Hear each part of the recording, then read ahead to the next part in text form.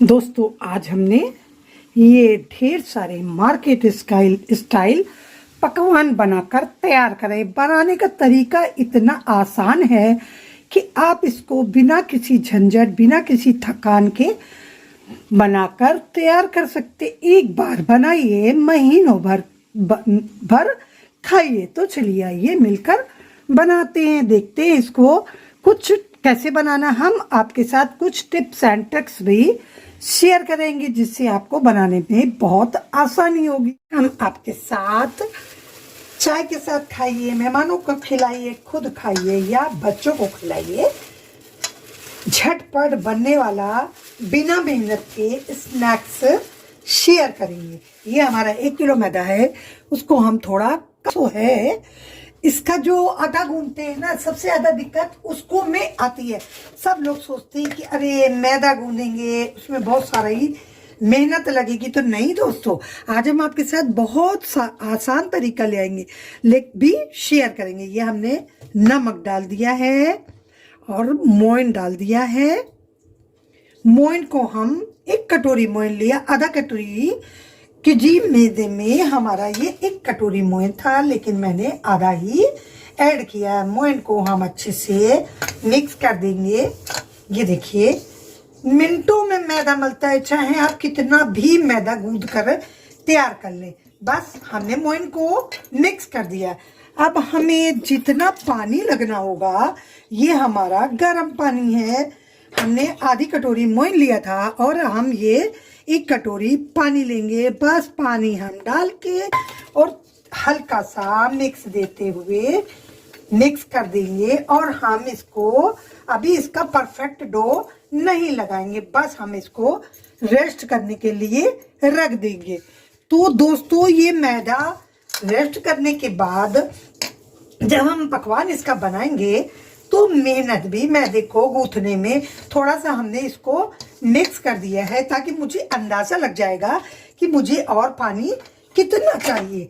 1 कटोरी पानी हमने पहले ऐड किया था, अब हम बस थोड़ा सा पानी और लेंगे, ऊपर से छिट्टा मार देंगे और बस इसको अब हम ढककर रेस्ट करने के लिए कम से कम 2 से 3 घंटे तक रख देंगे। उससे एक तो मैदा गूंथना भी आसान हो जाता है और दूसरी बात यह है कि जो हम लोग पकवान में मोइन ऐड करते हैं, फिर हमने इसको मिक्स कर दिया है, बहुत आराम से गूंथ जाता है।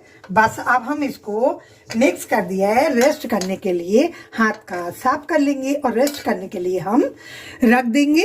जो डो लगा के रखा है उसको हमने डो को सेट करने रखा था। हमने अब ये उड़द की दाल, चने की दाल, मूंग की दाल को भिगाकर पानी में छोड़कर तैयार कर लिया है। तेल हमने गरम करने के लिए चढ़ाया है, खूब सारा जीरा हींग ऐड करेंगे और ये दाल जो हमने ली है, दाल को हम छौंक देंगे।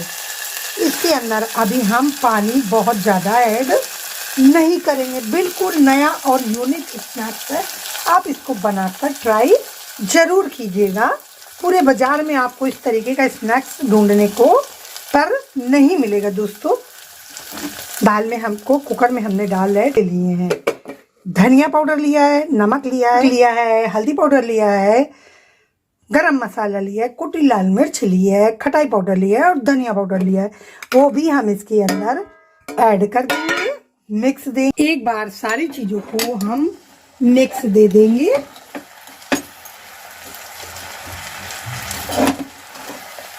इस तरीके से बनाने में हमारे मसाले भी अच्छे से भून जाएंगे और इसका फ्लेवर भी खूब अच्छा आता है। मैंने बोला ना आपसे कि बिल्कुल ये हम अलग और यूनिक तरीके से बनाएंगे। इस तरीके से अभी तक आपने नहीं बनाया होगा। बस अब हम इसमें थोड़ा सा पानी ऐड करेंगे, 1 कटोरी पानी ऐड करेंगे, फिर से मिक्स देंगे और कुकर का ढक्कन लगाकर खूब प्रेशर लगा लेंगे। इनो डालेंगे ना सोडा डालेंगे, कुछ भी हम इसके अंदर ऐड नहीं करेंगे। इसको अच्छे से पकाकर रेड तैयार कर। ये देखिए दाल हमने छौंकने के बाद इसको ठंडा करने के लिए रख दिया था। हमारी दाल अच्छे से ठंडी हो गई है, कितनी घुटी मिली बनकर तैयार हुई है। बहुत आसान सा तरीका है। इसी दाल से हम आपके साथ 2 स्नैक्स शेयर करेंगे। ये तो रही हमारी दाल। अब हम इसको साइड में रखते हैं। अब हम दिखाते हैं आपको मैदा, जो हमने आपके सामने गूंथ के रखा था। अब हम बस इसको गूंथेंगे। बहुत कम मेहनत लगती है, बहुत अच्छा बनता है। थोड़ा सा पानी छिड़केंगे, बिल्कुल 3-4 चम्मच ही पानी हमने ऐड किया और फिर से हम इसको गूंथ लेंगे। तो देखा ना आपने कितनी अच्छे से गूंथ जाता है। हम इसको अब 2 भागों में डिवाइड करेंगे। मुट्ठी से खूब मकुड़ते हुए इसका खूब बढ़िया सा डो लगाएंगे। डो को हमने अच्छे से गूंथ लिया है। अब हम इसका लॉक बनाएंगे और इसकी लोई हम कट करेंगे। लॉक बना के काटने से होता क्या है कि हमें लोई को काट कर गोल गोल नहीं करना पड़ता है। फिर से हम लॉक बनाएंगे और लोई को कट करेंगे। बस इसको ऐसे रख के दबाएंगे और बेल लेंगे। दाल को हमने 2 भागों में डिवाइड कर लिया है। आधे में हम आलू की भुजिया को हम मिक्स दे देंगे। इससे हम समोसे बनाएंगे। हमने मैदा लिया है, मैदे के अंदर थोड़ा सा पानी डाला है और इसका एक साटा बनाकर तैयार करेंगे। लोई लेंगे, लोई को हम बेलेंगे, बीच से कट मारेंगे, चारों तरफ साटा लगाएंगे, फोल्ड देंगे, नीचे से नोक दबाते हुए हम इस स्टफिंग को फिल करेंगे और ऊपर से इसको पैक कर देंगे।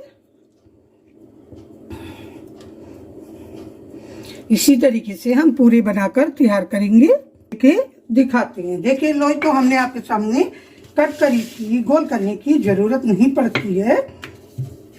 बस हम इसको बेल लेंगे, बहुत पतला नहीं बेलेंगे। बीच से कट लगाएंगे, साटा लगाएंगे, मोड़ेंगे और बस फिलिंग को फिल कर देंगे हाथों से दबाते हुए और इसको पैक कर देंगे। तो ये देखिए समोसा हमारा तैयार है। इसी तरीके से दोस्तों मसाला तो हमने पहले ही डाल दिया था। अगर आप इसके अंदर और कुछ मसाले ऐड करना चाहें तो अपने फ्लेवर के मुताबिक ऐड कर सकते हैं। इसीलिए एक बार में ही पूरी स्टफिंग हमारी बनकर तैयार हो गई। देखा ना आपने, बिना झंझट के कितनी आसानी से बनकर तैयार हो जाती है। न भूनना न पीसना है ना, इसको बनाना कितना आसान। ये हमारे ये समोसे बनकर तैयार हो गए हैं। हमने अब ऑयल को गरम करने के लिए रखा है। देखते हैं हमारा। अब हम गैस की फ्लेम थोड़ी सी तेज करेंगे और मीडियम टू लो गैस पर हम इसको फ्राई कर लेंगे। तो दोस्तों बनाकर ट्राई जरूर कीजिएगा। और हाँ दोस्तों, आपसे एक छोटी सी प्यारी सी रिक्वेस्ट है कि आप हमारे चैनल पर पहली बार आए हैं, अगर अभी तक आपने हमारा चैनल सब्सक्राइब नहीं किया है तो चैनल को सब्सक्राइब कर बेल आइकन ऑल प्रेस करना मत भूलिएगा। हम अपने चैनल पर डेली नई नई और आसान रेसिपी लाते रहते हैं। अब हम इनको गोल्डन ब्राउन क्रिस्पी फ्राई करेंगे। देखिए समोसे हमारे अच्छे से फ्राई हो गए हैं। अब हम इनको निकाल लेंगे। आप देख सकते हैं इसकी आवाज से ही कितने क्रिस्प बने हैं। समोसे तो हमारे बन गए।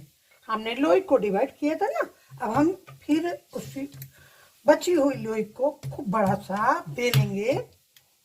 जितना बड़ा हम बेल सकते हैं, जितना बड़ा हमारा ये रोटी बेलने वाला है, इतना बड़ा हम बेलेंगे इसको। ये दिक्कत हो रही थी इसलिए हम इसको प्लेटफॉर्म पर ही बेल रहे हैं। बहुत मोटा नहीं करना है और ना ही बहुत पतला करना है। हम ये अभी आपको हम इसकी थिकनेस दिखाते हैं। ये देखिए हमारी लोई बेल गई है। हमको इस थिकनेस की बेल कर लोई तैयार करनी, बहुत मोटी नहीं है ना ही बहुत पतली है। अब हम इस पर साटा लगाएंगे। साटा लगाने के बाद हमारी जो दाल है वो दाल हम इस पे खूब अच्छे से फैलाएंगे। फैला दिए। अब हम इसको ऊपर बेलन चला देंगे ताकि हमारी दाल अच्छे से चिपक जाए, चारों तरफ अच्छे से चिपक जाए। ये देखिए दाल हमारी चिपक गई है। अब हल्का हल्का हम इसके बीच बीच में भी साटा लगा देंगे और आगे पीछे के हिस्से पे भी साटा लगाएंगे और इसको हम एक तरफ से उठाते हुए इसका खूब टाइट सा रोल बना लेंगे।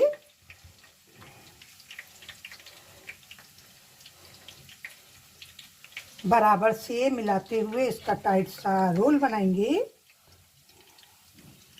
और दूसरे हिस्से को चिपका देंगे। रोल बनाने के बाद हम इसको फिर से राउंड राउंड कर देंगे।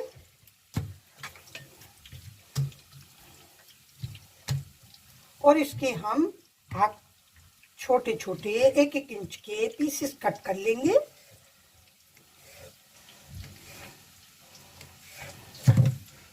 हम इसको दबा देंगे। एक हम आपको और करके दिखाते हैं। ये देखिए इस तरीके से हम हाथ से दबा देंगे। ये देखिए इसी तरीके से हम पूरी बनाकर हमने एक बैच अपना तैयार कर लिया। इसी तरीके से हम दूसरा भी बना लेंगे। दाल हमारी बच गई तो हमने छोटी छोटी लोई कट करी। उसके अंदर हम थोड़ी थोड़ी सी स्टफिंग बनाएंगे और इसी से हम थोड़ी सी खस्ता भी बनाएंगे। उसके अंदर हमने स्टफिंग रख दी। इसको हाथों से जैसे हम लोग कचौड़ी बनाते हैं वैसे हमने फिल कर दिया। हाथ से हल्का हल्का प्रेस कर दिया। हमारे स्नैक्स बन गए। इनको अब हम प्लेट में निकाल लेंगे।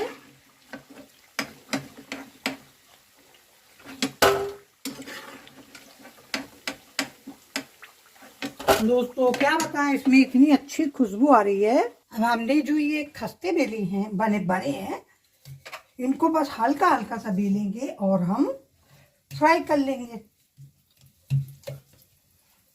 तो दोस्तों बनाना बहुत आसान है। आप बहुत आराम से इसको बना सकते हैं। ना मैदा गूंदने में दिक्कत आएगी ना बनाने में दिक्कत आ गई।